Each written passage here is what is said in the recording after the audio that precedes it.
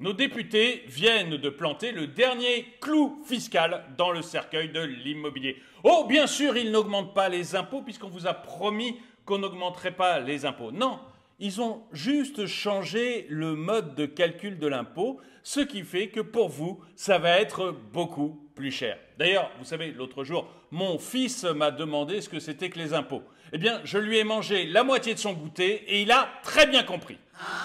Bonjour et bienvenue dans cette nouvelle vidéo de Draw My Economy. Comme toujours, si vous n'êtes pas abonné, eh bien, je vous suggère de le faire et de cliquer sur la cloche pour être prévenu lorsque je sors une nouvelle vidéo.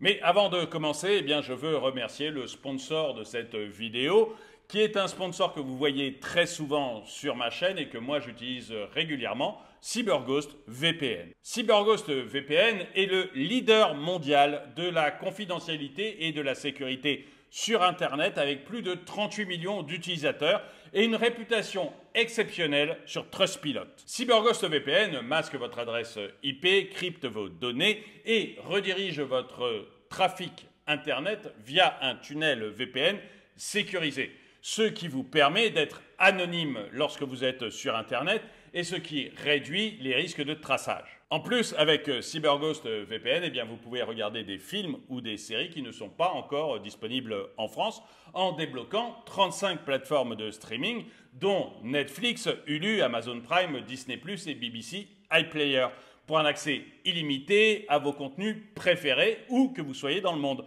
Par exemple, eh bien, hier, j'ai pu regarder avec mes enfants Astérix et Obélix, l'Empire du Milieu, qui n'est pas disponible en France, mais que j'ai pu voir sur le Netflix d'Afrique du Sud. Mais je vous avoue que si j'utilise CyberGhost VPN, c'est principalement pour me protéger des cybercriminels. Moi, j'utilise très souvent mon téléphone portable ou mon ordinateur portable dans les cafés, dans les bars ou dans les hôtels.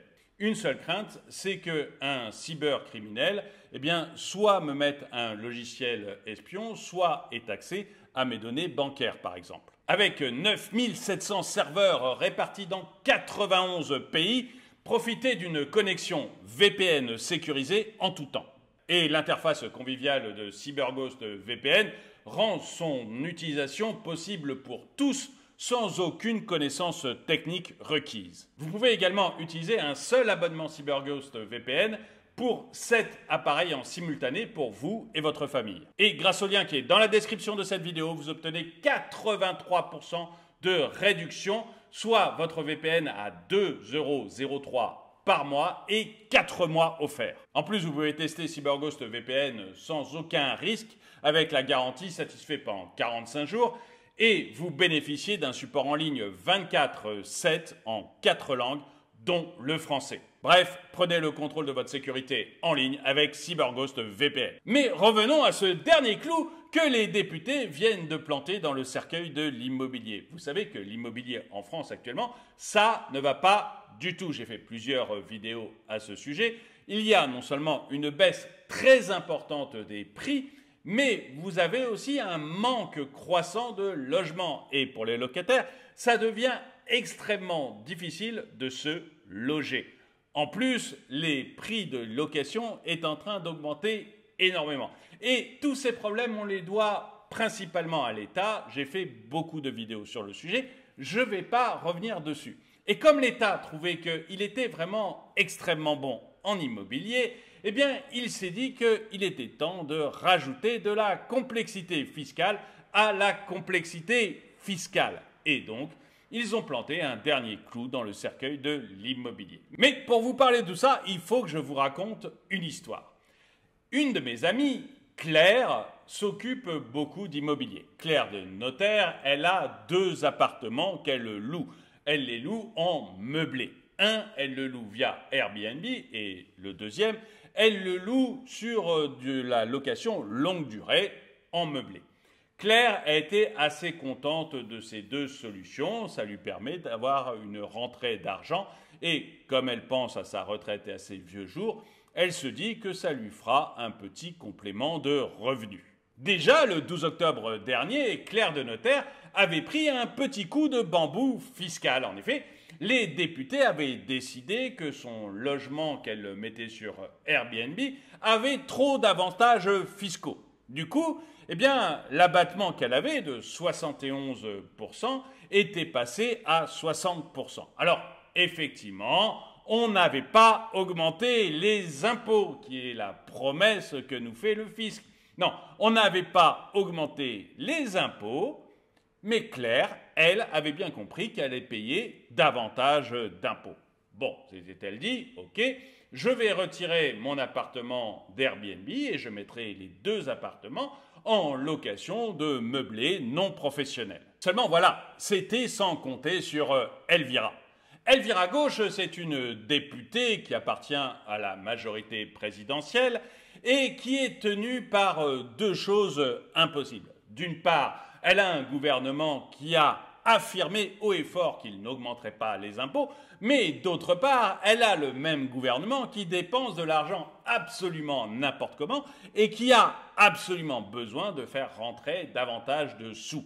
Du coup, Elvira Gauche, elle passe son temps à chercher comment elle pourrait augmenter les impôts des Français sans augmenter les impôts des Français. Un véritable casse-tête fiscal. Elvira, dans un premier temps, elle s'était dit qu'on pourrait taxer les dents. Seulement, voilà, depuis que la sécurité sociale rembourse moins les dents, elle se dit qu'elle va manquer de matière fiscale. Les sans dents risquent de ne plus payer d'impôts et ça, Elvira ne peut pas se le permettre. Bref, Elvira se demande tous les jours ce qu'elle va bien pouvoir encore taxer. Elle voit bien que les riches et leur argent partent très facilement à l'étranger. Les entreprises, les industries, malheureusement, il n'y en a plus assez en France et on risque de se retrouver avec un véritable problème social dans les mois qui viennent. Bref, Elvira a eu une idée de génie. La seule chose que vous ne pouvez pas délocaliser, c'est votre maison ou votre appartement. Parce que votre maison ou votre appartement, dans le pire des cas, eh bien, vous pouvez la vendre. Mais dans ce cas, eh bien, c'est la personne qui achètera qui paiera un impôt. Et si vous n'arrivez pas à la vendre, eh bien, vous continuerez à payer un impôt. Bref, Elvira a vu que dans cet immobilier, il y avait pour elle une source intarissable de revenus pour pouvoir nourrir cet État obèse. Elvira a donc demandé à Philémon de chercher toutes les petites niches fiscales, tous les endroits où vous arriviez encore à sauver un peu d'argent avec l'immobilier afin de pouvoir vous les retirer. Et Philémon Salaire au Fisc, lui, est un agent fiscal parfait. Il a recherché pendant des heures et des jours la façon dont il pouvait vous taxer davantage. Philémon est finalement retourné voir Elvira avec une très bonne idée, celle des loueurs de meublés non professionnels. On pouvait là réduire le dernier avantage fiscal qu'ils avaient et ainsi pouvoir drainer un peu plus d'argent. Elvira a sauté sur l'idée. Elle a d'abord annoncé qu'il y avait un énorme problème de logement en France. L'État était-il responsable? Non, bien évidemment que non.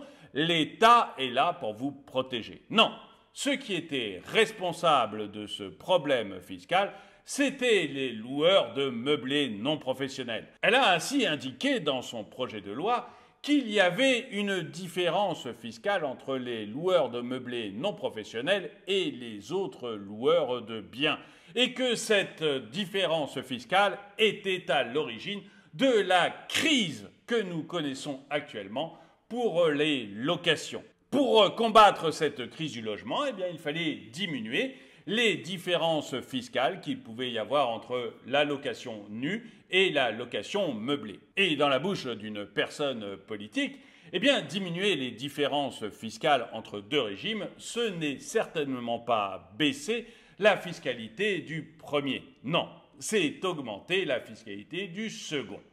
Bref, Elvira a présenté en commission des finances un nouveau texte qui allait lui permettre de piquer encore un peu plus d'argent à Claire. Comment?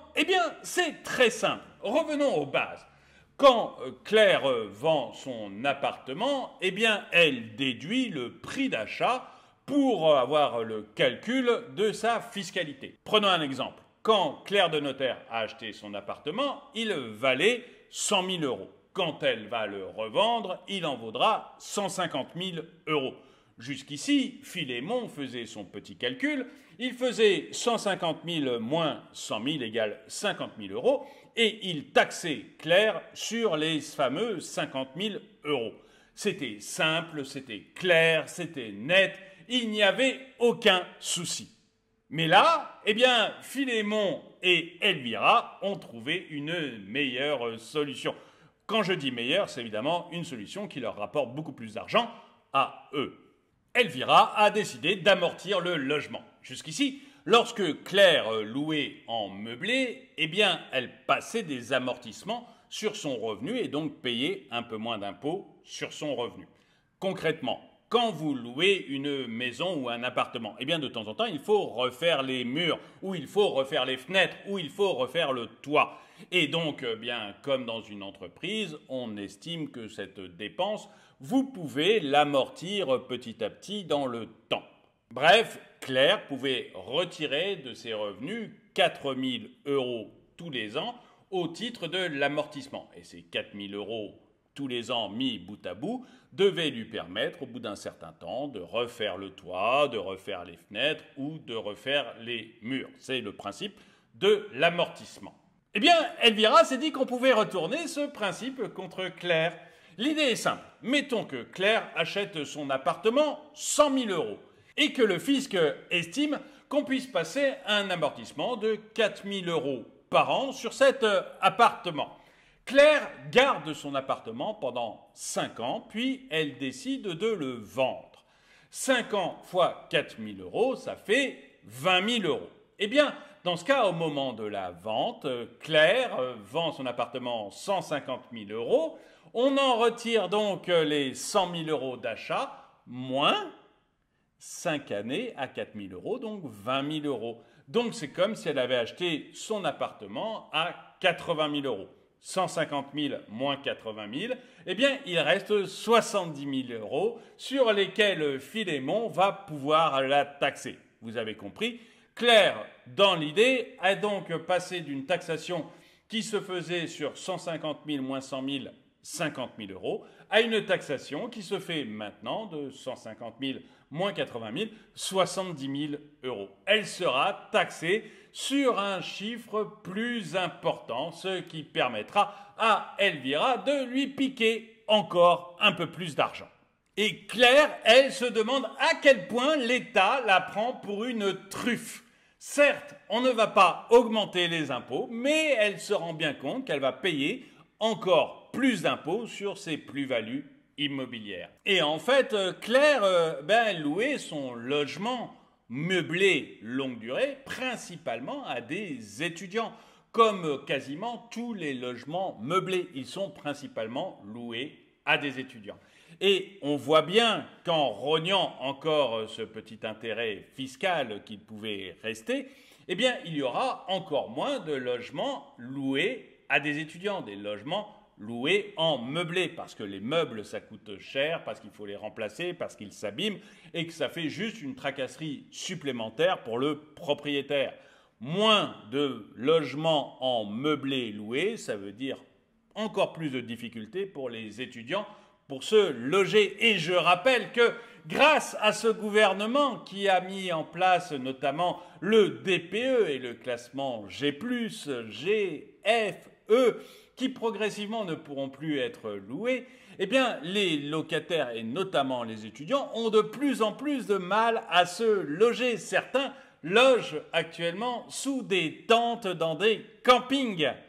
Ce genre d'amendement va donc encore plus aggraver leur situation et je ne comprends pas comment Elvira, comment les députés Renaissance et les députés Horizon peuvent porter ce texte en disant que cela résoudra l'un des problèmes du logement. En fait, il faut être clair, cela leur permet uniquement de gagner, de récupérer encore un petit peu d'argent sur le dos des propriétaires immobiliers. Et c'est pour moi un clou supplémentaire planté dans le cercueil de l'immobilier. Nos étudiants vont avoir de plus en plus de mal à se loger.